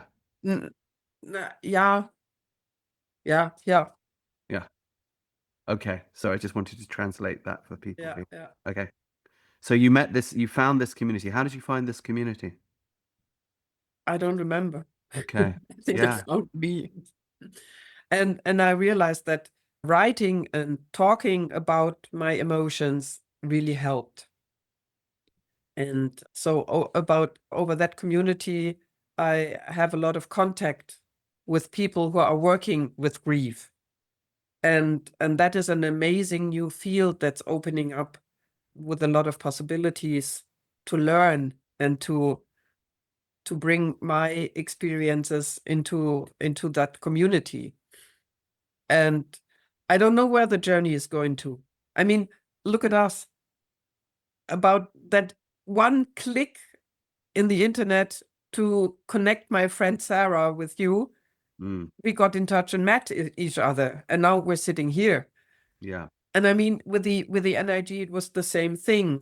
I was looking for a method, and I found this institution, and now I'm doing that, teaching, training people for the NIG practitioner with horses.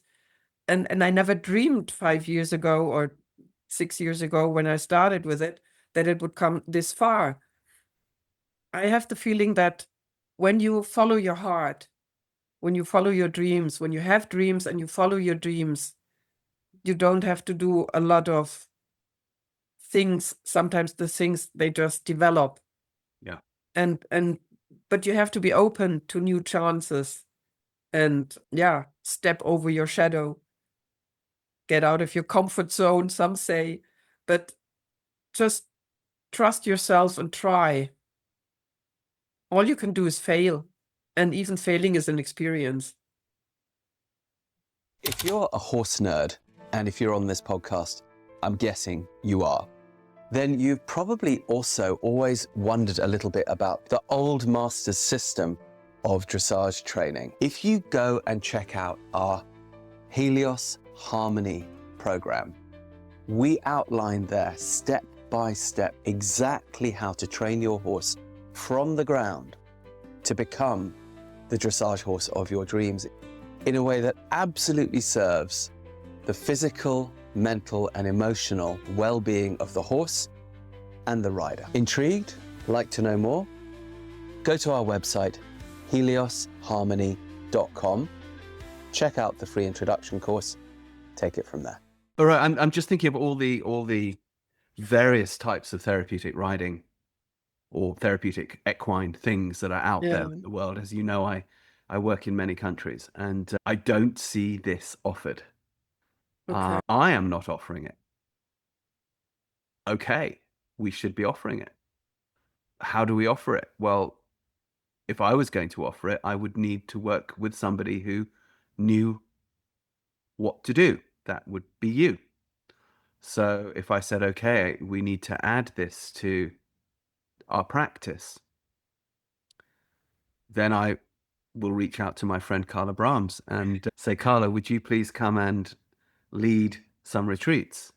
Perhaps in Spain, perhaps when we go to the US, perhaps would you come and help some people there get going with this or something like that? Or even if you just talk to them over Zoom.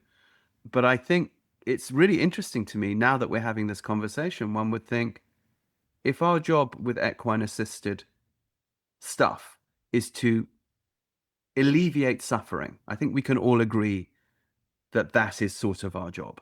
Mm. And we're very used to looking at that in certain contexts like autism or trauma. Of course, grief is trauma. Mm. It's such an obvious glaring hole, an absence in our field. The taboo that we talked about has actually permeated our own work. We are not offering this as equine assisted practitioners of any kind. You are.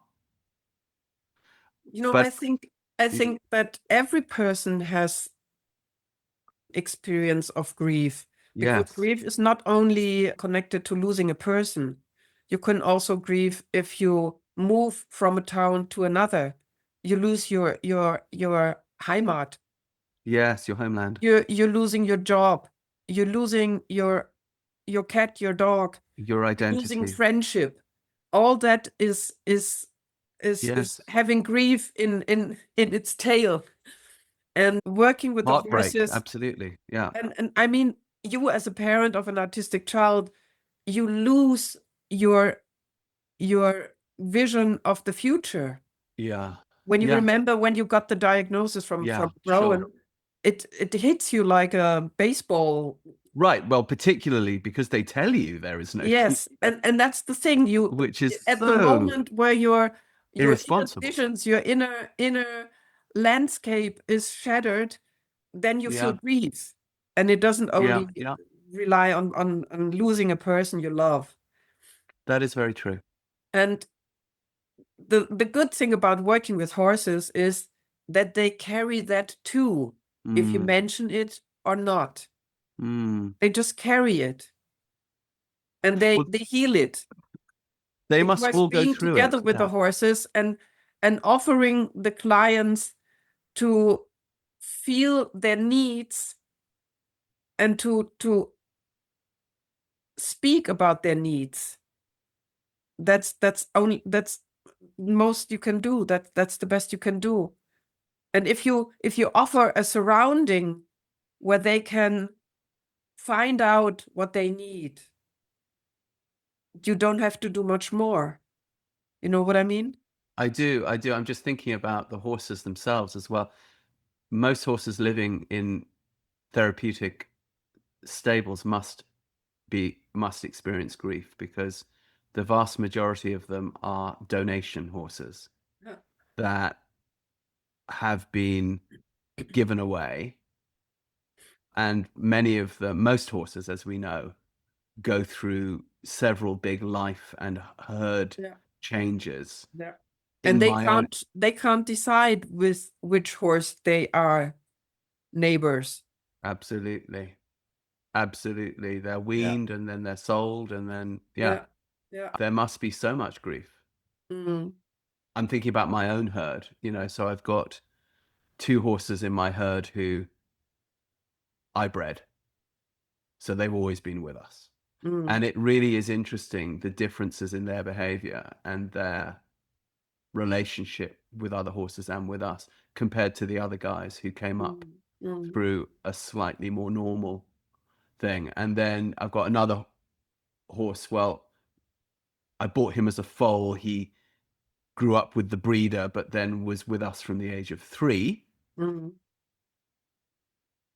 And he's a little different. He's a little closer to those guys. But say my horse Zag, for example, who you know very well, who's, superb, amazing horse. He's probably been passed around quite a bit, and his way of looking at the world is wounded. There's no question. There's no question. He gives from that wound enormous healing. But you're right. I don't think we consider, we consider it within equine well-being, yes, but now that we're on the subject of grief, we don't really consider, I think, much how in grief a lot of horses must be. You have a very particularly integrated herd, because that herd lives and dies together.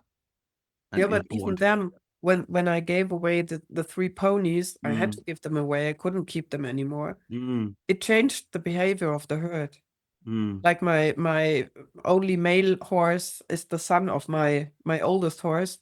He's now the only male with 2 mares, and he is so tense. And I think it's the fear of losing these 2 again, of losing more of his herd. Okay. And I remember when my first horse, that was very close to Flocke, they were like a couple. When he died, she was like 2 weeks. I couldn't get near her. She always ran away, because I had the feeling that she connected me with the death of her partner, which was on the field where they lived, and they all saw what we did, and they all saw how he died, with a veterinarian giving him the final Injection. poison. Yep. And it took more than 2 weeks for me to get close to her again, because she was looking for him. She couldn't handle that he's not there anymore. The other horses, they went to the dead body and sniffed on him, but she was just running at the fence and looking for him. And that was the moment when I realized that horses are in grief too, but they handle it differently than we. Yeah, they After 2 do. weeks, she was like, okay, he's gone. Now we take it further. Life goes on. I don't know if you're familiar with a book called Gulliver's Travels, which is an 18th Yeah, century. Yeah, they a made little bit, like movies out all of it. children do. Yeah. So everyone knows the adventure on Lilliput, where he meets all the little people and they tie him up and all of that. But the actual book of Gulliver's Travels, he goes to all these different places. And one of the places he goes to is the land of the Hui Hinnums. And the Hui Hinnums are horses. And they're horses that have a culture and they kind of live like civilized human beings, sort of thing, but they're horses. Wow. Yeah. And Daniel Defoe, who wrote that book, was Anglo-Irish. So he was in the 18th century growing up and living in a very, very, very rich horse culture of thoroughbreds, early thoroughbred. The Byerly Turk, which is one of the foundation stallions of the thoroughbred, I think was standing at stud very close to where he was living, and he was very much part of that whole world. So horses were a big part of his Irish life. And So he has a lot of respect for horses, and he uses the horses as a sort of a metaphor for how we should be. And he's invited to tea by a mare, this chestnut mare, and he's having tea with the chestnut mare, and it somehow comes up in conversation that her husband just died. And he's immediately, oh my gosh, I'm so sorry. I hate to impose. This must be such a difficult time for you. Are you sure I shouldn't be here? And she says, no, no, no, no, no. You don't understand. We Huey Hinhams, we horses. For us, it's very different. I very, very much loved my husband, and I very, very much enjoyed my life with him. And I reflect on everything that's good with him. And now he's gone, and we go forward. And would you like some sugar in your tea, or would you like some? And he's trying to get his head around this in the book. And I remember reading that when I was in my 20s. And horses do serve for us as such a good metaphor of resilience, I feel. Because what is grief? What is trauma, really? But the process of resilience. I think that people often get the relationship with trauma wrong, that trauma is this place where you stay. You do not stay in trauma. Trauma is a thing that happens. It can happen in a sustained way even, but it builds resilience. Otherwise life on the planet would just be extinguished. Yeah. But that process of resilience is personal and different for every being. Yeah. And one thing that having horses behind your house is helping through grief is that you feel you're still able to act. You have to go outside every morning, feed them hay, clean the stables, get them exercised. Yep. And that keeps you in a state of in control. Positive mental health. Yeah. Yeah. You're in control of your day, of your structure, and you are able to handle things. And that is maybe one of the best things that happened to me in that state of what I am, because when I read in the grief community about all these persons who sit alone at home with no job, no reason to live, they only sit there and sit in their memories. That's so hard to get out of that I'm so glad to have the horses and the animals that I have to take care for, because they keep me in life. They keep me in the now and in the presence and they force me to make decisions for them and decisions for me. Mm. Mm. And that is maybe the greatest gift that they could give me. And maybe that's a part of the benefits of equine assisted therapy, that horses help us to acknowledge the present. They keep us in the now, and now and now. Now is important. Not what was yesterday, not what will be tomorrow, but now. They're living in the presence all the time. And they care for themselves, and they always do things to feel good. If they're not feeling good, they try to do things to feel better. That is true. Yeah, they'll seek out the edible delicacy. They'll roll, they'll rub against the tree, they'll seek out each other and groom on each other. Yeah. And of course, in our taboo-laden culture, okay, we might hug each other, but we might not lie there and hold each other. Yeah. Or the stroke thing each is, other, or groom each other like an ape would. and that's also a benefit of using horses in these processes of therapy, because they can offer a physical closeness that we as a therapist could never offer. That would be too much. Mm. And is it called insult? Well, let's just say that within the strange way our culture has evolved, Yeah.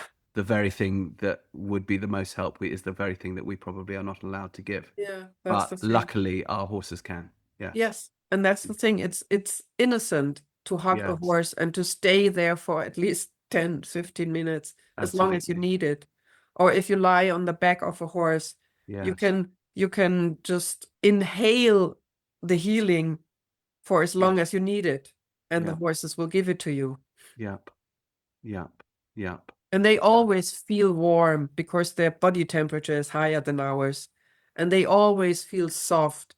And they will always offer it to us because they're such sweethearts. Yeah. Generosity. Yeah, generosity. That's it. Yeah. And that's one thing I realized in these processes with my NIG work, that the horses will always offer themselves to help. When Yeah. the people start crying on the pictures because emotions are overwhelming them, the horses will always go close to them and just stand at their back or at their Yeah. side and just be there. Yeah. And this Yeah. presence is helping. Yes. And sending out that enormous electromagnetic Yes. photon-laden love beam that we Yeah. now know And if you is think of actually a help thing. in grief, not words are helping, not big gestures are helping, just being there. Being there and maybe offering a handkerchief Yes. is enough. Yes. And that presence, that still and calm presence of horses, to be just there, and you can rely on them. That's Now, but what about the other necessary mechanisms of grief, though? So many cultures, obviously Africa's a big part of my life. In Africa, when people grieve, they grieve really actively. You're allowed to scream, you're allowed to wail, you're allowed to tear your clothing, you're allowed to embody it. Mm. Our grief rituals are very restrained. Mm. You go to a funeral, if you're lucky, you go to an Irish wake where everyone's getting drunk and celebrating, or you go to a, a memorial like the one you threw in your village where the whole village showed up and was eating and drinking together and finding They community. brought the eating. I only cared for the drinks. Yes. Everybody brought something to eat, and that was wonderful. It was an amazing actually experience in really cool German food. It was like, wow, all these delicacies from, Yeah. but the idea to have a loud grieving ritual, to allow that energy to, that's very much also a human need. Yeah. How do we bring that into a retreat, an equine practice?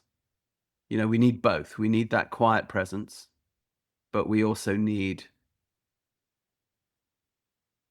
But so is it, for example, if you just speak personally, I'll let's ask this as a question. Let's say it was closer to the time of Jan's actual death. Would it have been more helpful, just say, if I had showed up at that particular time which I guess I did, to engage in a loud grieving? Or is it more helpful to engage in a quiet grieving? If you can look back on it now, or would you say, no, actually, Rupert, I need both? I think this is really useful for people to consider. What's the interplay? What's the sequence really of grieving that we need to be aware of? Because it's gone from our culture. Yeah, that's the point. Yeah. If you, let's say you weren't living in Germany and you were living somewhere where the traditional norms of German culture did not apply, what would have been your ideal way to grieve? I think exactly the way I did, Okay. because I can't imagine doing it in another way, because I always did what felt right for me, and I still do. Yes. I don't care if I break out in tears in public. Doesn't bother Yes. me. And Did you have a process of loud grieving? And if so, how did it play out? alone in the forest. Okay. And it's like you can't push it back if it comes. Yeah. Yeah. And if you allow yourself to just do it,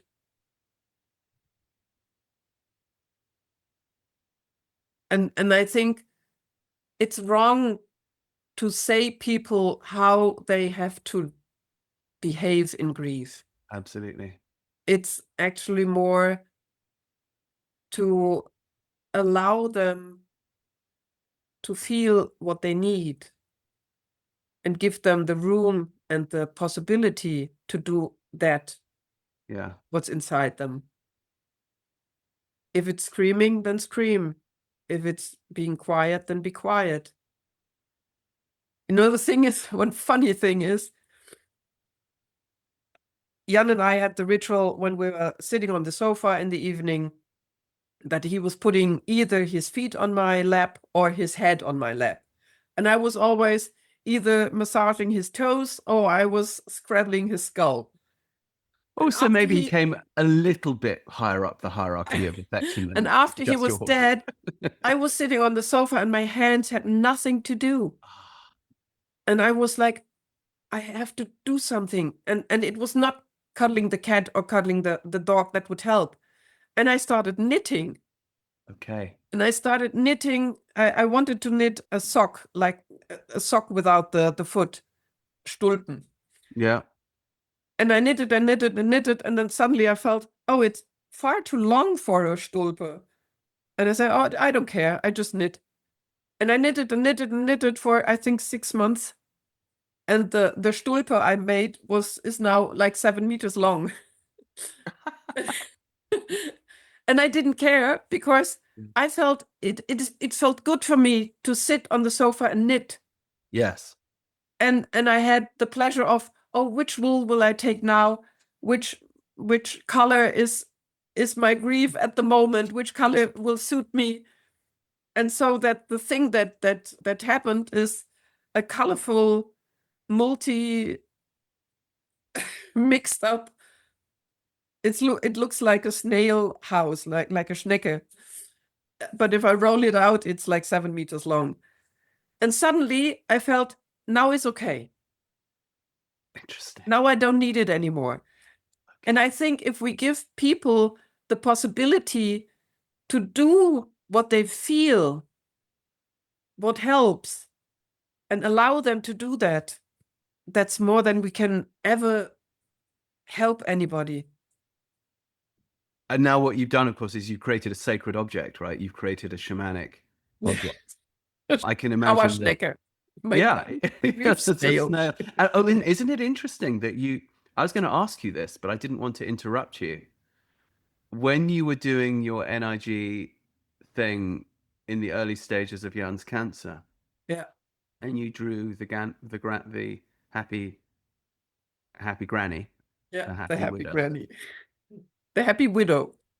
the happy widow in her heels and party dress, which we now need you to get, because I think you drew that costume for a reason, right? But you talked about the superhero, the meta thing being Gary the Snail, and The you snail, said it yeah. like I should know who Gary the Snail is, and then you created a You know snail. SpongeBob? Ah, okay. SpongeBob's Okay. the wise Gary. I even drew a picture in a NIG session once about Gary. See this? This is my Okay. Gary, and Gary stood for what is the English word for Gelassenheit? tension. No, not tension. Not tension, the opposite. Yeah, so relaxation and height. Yeah, suppleness, relaxation, flexibility, Calmness. calmness. Yeah. Calmness, yeah. And that was my wish. I wished that things would calm down and I would feel calm and safe and secure. And then I was supposed to draw 3 talents of mine, 3 things that I can do good. And the funny thing was that I think I drew empathy and love and having a lot of ideas. And these 3 pictures for themselves, they were only colored in one color. So empathy was like blue, and the heart and love was red, a red heart, and the ideas was a yellow star. And in the end, my meta, I don't know what meta was that time.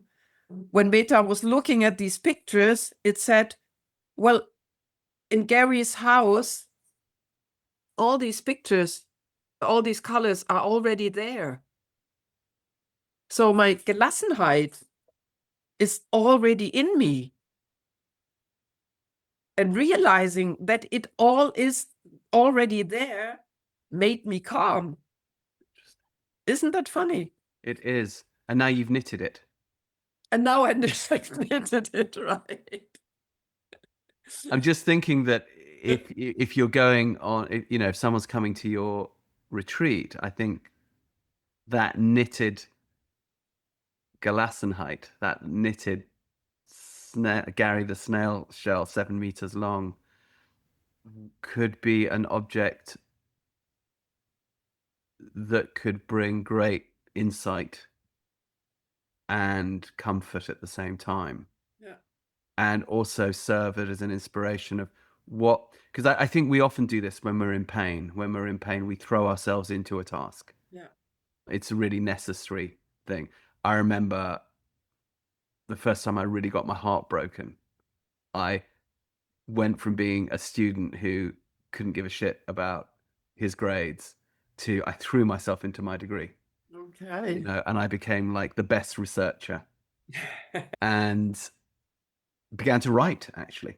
Okay. Threw myself into story. And obviously, you know, when I was in that state of great grief in the early stages of Rowan's diagnosis, well, that's what Horseboy came out of and all of that. So grief brought out the best in you. yes. Yes. Do you feel it's doing the same for you? Mm. Yeah, I think it is too. Mm. Even though I would say that you were still the best, Karla, before Yeah. you were going through that grief. You were still the best when Jan was there. Yeah. Now, and so this is my final question really is, how does one deal with the sense of unfairness and injustice? You remember I said that when I saw Jan laid out and I had that sense of outrage. This is not right. This is not fair. You're too young, you're too good looking, you're too healthy, you're too talented, you have too much left to do. You have, you know, you and Karla have this karmic love. You guys really are one of those couples who have found, you know, the lucky ones who've really found it, right? Not just the romance, but also the partnership and the creativity and the respect and the whole thing. The being something greater than the two of you individually are. The very thing for which we all aspire in our relationships. Yeah. You have. I feel that he's still around. Ever since my exposure to a healer in England when I was in my mid-20s, funny old guy who used to go around healing horses, but he was so effective that vets used to refer people to him. And he said he was the hands of a dead friend and his dead mother. Wow. And I remember asking him, I said, well, what are these people doing hanging around? I mean, surely when you die, you go. He said, no, actually, Rupert, no. You can hang around for quite a while if you feel that there is necessary work to do. You will eventually, go back to source, but you can absolutely hang out for a bit. Your question of unfairness is Yes. the love and all the the magic of our relationship is still there. Yes. So the love doesn't go away. Yeah.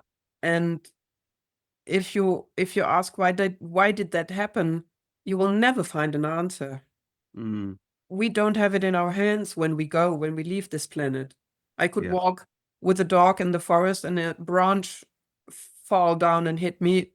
Sure. I don't care.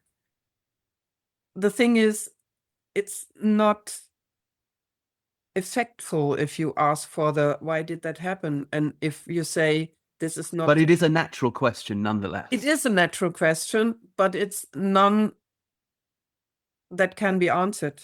Yeah. And to stick to that question will just make you crazy. Sure.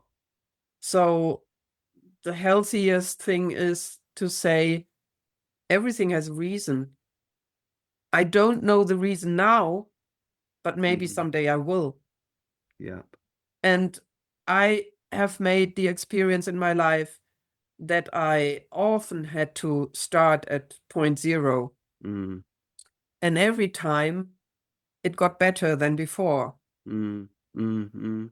And I don't Yeah. know yet what will bring the next years. If I live, I'm 60 now. When I live 20 years, wow, I'll be grateful. But what was the good thing about going through that experience now, I will only know then, Yeah. not Sure. now. Yeah. Yeah. You're right. But just trusting that everything will go out fine is the only thing that I can do Right. now. And I'm thinking about the difference between you and other people who might be going through this. You know, you talked about horses, and the horses bring us into the present. I think one of the things that horses also do is they teach us trust, right? Yes. Yeah. They really And do. just stay in the presence. Well, I'd be very honored if you would start to offer your grief retreats through the various places and centers that do our work, because I know that this is necessary. So I hope that's a conversation we'll be having. And I think it starts with an event. It has to start with, I mean, I know obviously you're doing them at your place too, which is magical. So people, I think, who are going through this, you can obviously tell by now if you're listening or watching that Karla's grasp of English is perfect. So if you were an English speaker going through grief, you could We will find a absolutely way. go to Germany and enter that magical forest of light and dark, Yeah. of fairy tale and reality in the Odenwald, where she is with her horses, and take a retreat with her. How do people contact you? How do they find you? They can find me with my homepage, lampenhain.de. Or in Instagram, I have an Instagram account too. It's also called Wellenreiter Lampenhain. Or they just ask you, and you can Yes. look them further. So Lampenhain, Lampenhain, yeah. Lampenhain is the Lampenhain. name of the village. Well, Yeah. the local town. And so I think you need to spell it out for people, because when you say Wellenreiter Lampenhain, people go, what? So so Wellen is of course with a W, right? Because Yeah. in German Or they can just Google Karla Brahms. there we They go. will find me. Brahms like Beethoven. Like Karla with a K. Yeah. Karla with a K, Karla, and Brahms, Brahms. But we will, of course, also put your website in the show notes, Okay, and yeah. Wellenreiter, if you can't get your English, Wellenreiter Lampenhain, if you can't get your English speaking head around that, and a few years ago I wouldn't have been able to. Don't worry, Karla Brahms. Type her into Google, but you could also type in horses, equine therapy, Karla Brahms, she'll come up. But Wellenreiter Wellen, and then Reiter is Reiter. All one word, Wellenreiter. If you type that and Karla Brahms, she's going to come up. But as you say, you can also contact us. Yeah. But I think it's a field we need to expand. I think it's an underserved area. We know that most people who are going through grief Yeah. are facing the tyranny of this kind of taboo that we talked about. I And just there hope is to no see you community. soon. Say that again. And I just hope to see you soon. Well, the other thing, which if you're listening to this, you might want to consider is every June, there is a massive reggae party at Karla's place in the forest. And the stage is the stall, the open stable where the horses normally are. The horses go to the field for this and give it over to the reggae bands. And we dance in that space, and then the forest goes up from there, and there are hammocks. It's like a festival. Yeah. And we And it's one of celebrate love, music, and life. it's one of the most joyful events I've ever attended. It's everything a festival should be, because it's not an official festival. And it's also a fundraiser for Wellenreiter. You will experience excellent reggae, excellent nature, German culture, warmth, love, happiness. You can fly into Frankfurt Airport to go there. I highly recommend it. Bring a sleeping bag, sleep in the forest, sleep in one of the hammocks, bring a tent. I'm going to try to be there for this one because we'll be up in Germany on and off through the summer. We'll prioritize it. It's on the last Saturday in June. I know that I have to be in the USA in Michigan in June, but I'm hoping we're back for it. Okay. Yeah. And it just that reggae night is the absolute product of Karla and Jan's relationship. And if anything served as a metaphor for the absolute excellence of that human relationship, it's that event, which has been going for some years now. Thank you. Yeah. Karla, it's been a real honor to talk to you.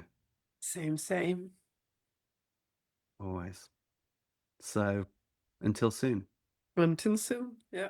I hope you enjoyed today's conversation as much as I did. If you like what we're doing here, please do like, subscribe, tell a friend. It so helps us to get this valuable work done and the message of equine assisted stuff out there. And if you're interested in more conversations, you might want to check out our Live Free, Ride Free podcast. And if you'd like to support the podcasts, please go to rupertisaacson.com and click on the Patreon link. If you're a professional in the equine assisted field or are considering a career in the equine assisted field, you might want to check out our 3 certification programs: Horseboy Method, Movement Method, and Taquine Equine Integration. You can find all of those over on newtrailslearning.com. And finally, if you want to check out our cool rock and roll themed merch, back on rupertisaacson.com, please click on shop. You'll find all kinds of fun goodies there. And if you're looking for a way to spend time until the next podcast, you might want to consider reading the books that kicked all this off: The Horseboy, The Long Ride Home, and The Healing Land. So see you next time on Equine Assisted World. Join us for the adventure.